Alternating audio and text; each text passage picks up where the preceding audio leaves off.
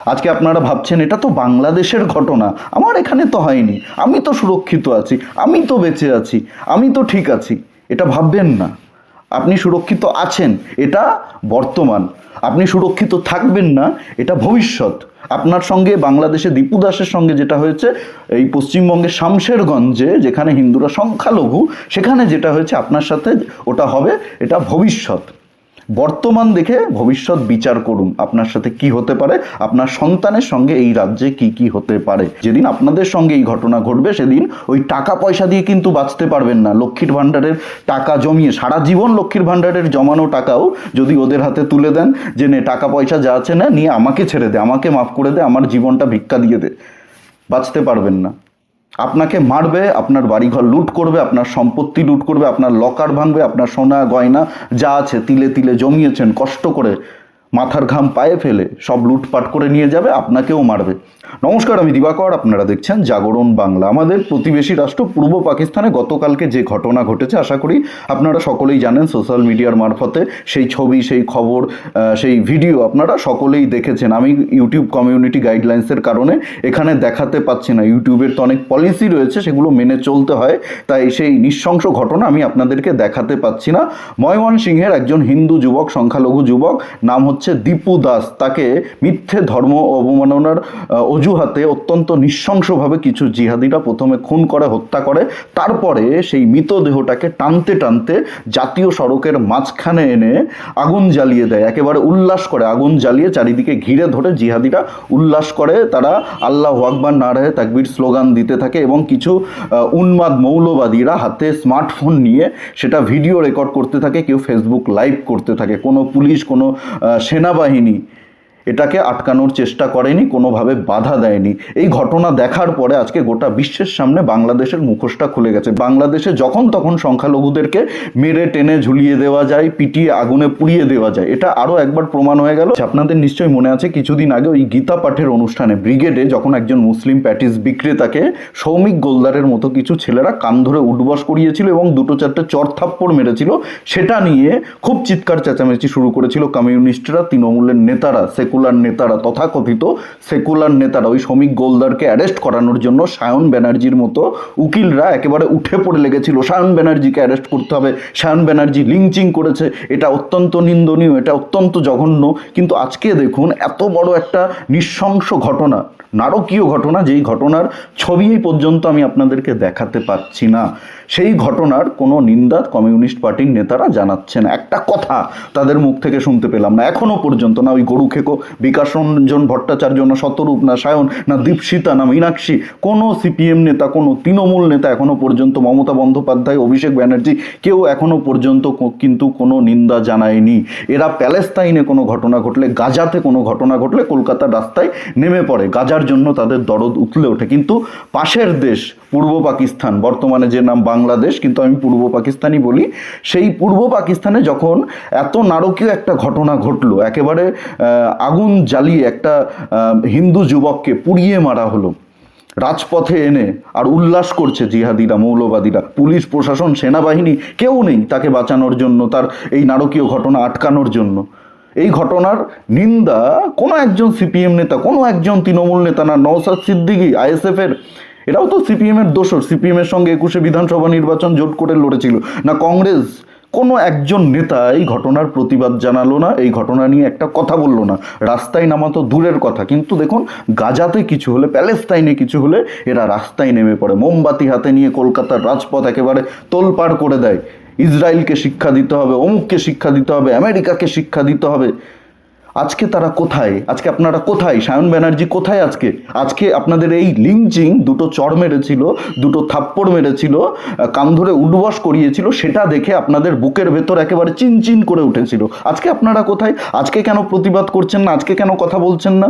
আজকে কেন নিন্দা জানাচ্ছেন না? নিন্দা কি ওই পেছনের ফুটো দিয়ে ঢুকে গেছে আপনাদের? এই ধরনের ভাষা আমি মোটেই ব্যবহার করতে চাই না, আমি ব্যবহার করিও না, কিন্তু এদেরকেও না এর থেকে মানে ভালো ভাষায়, এর থেকে ভদ্র ভাষায় কথা বলাও যায় না। এতটাই জঘন্য, এতটাই মানে নোংরা এই বামপন্থীরা। আজকে দেখুন বিজেপি নিজেদের অফিসিয়াল ফেসবুক পেজ থেকে এই ঘটনার নিন্দা জানিয়েছে। আমরা কেন বিজেপিকে হিন্দুদের দল বলবো না, কেন হিন্দুরা বিজেপিকে ভোট দেবে না বলতে পারেন? আজকে সিপিএম পার্টি তাদের অফিসিয়াল, তাদেরও তো অফিসিয়াল ফেসবুক পেজ রয়েছে। ওয়েস্ট বেঙ্গল সিপিএমের ফেসবুক পেজ রয়েছে, তৃণমূলের অফিসিয়াল ফেসবুক পেজ রয়েছে, কংগ্রেসের অফিসিয়াল ফেসবুক পেজ রয়েছে। সেখানে তো কোনো এই ঘটনা নিয়ে কোনো নিন্দা দেখলাম না, এই ঘটনা নিয়ে কোনো রকম তারা কথা বললো না। বিজেপি একেবারে প্রকাশ্যে এই ঘটনার নিন্দা জানিয়েছে তাদের একেবারে অফিসিয়াল ফেসবুক পেজ থেকে।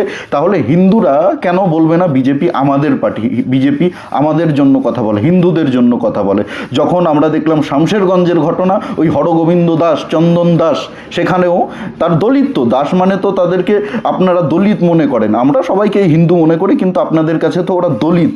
এই যে দলিতরা আক্রান্ত হলো, এদেরকে জিহাদিরা বাড়িতে ঢুকে কুপিয়ে হত্যা করলো, সেখানেও আপনারা যাননি, সেখানেও আপনাদের চোখে জল পড়েনি, সেই ঘটনা নিয়েও আপনারা প্রতিবাদ করেননি। বাংলাদেশ দূরে, বাংলাদেশ তো ভারতবর্ষের বাইরে, আপনাদের সেই প্যালেস্তাইন গাজার জন্য আপনাদের বুক ছটফট করে, আপনাদের পেছন ফেটে যায়, আপনাদের বুক ফেটে যায়, আরও কত কিছু ফাটে আপনাদের। আর হিন্দুরা মরলে, দলিতরা মরলে, দাসেরা মরলে, দেবনাথরা মরলে, সরকাররা মরলে আপনাদের কোনো দুঃখ নেই, বিকাশ রঞ্জন ভট্টাচার্যের কোনো দুঃখ নেই। বাঙালি হিন্দুদেরকে অনুরোধ করব, এদেরকে চিনুন, এরা হচ্ছে ভারতের কমিউনিস্ট পার্টি না, ভারতের কালসাপ, বিষাক্ত কালসাপ। এরা হিন্দুদের বিরুদ্ধে সবসময় ছিল, আগেও ছিল, আগেও এরা মরিচঝাপিতে ওই নমশূদ্র হিন্দুদেরকে পুড়িয়ে মেরেছিল, গুলি করে মেরেছিল, ডুবিয়ে মেরেছিল।